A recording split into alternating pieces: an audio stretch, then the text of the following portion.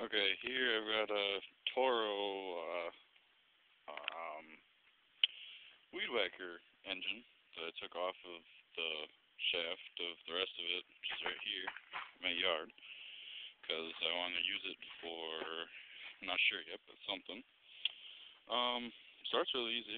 Flip the switch to on, because I just left the handle connected, and pull it.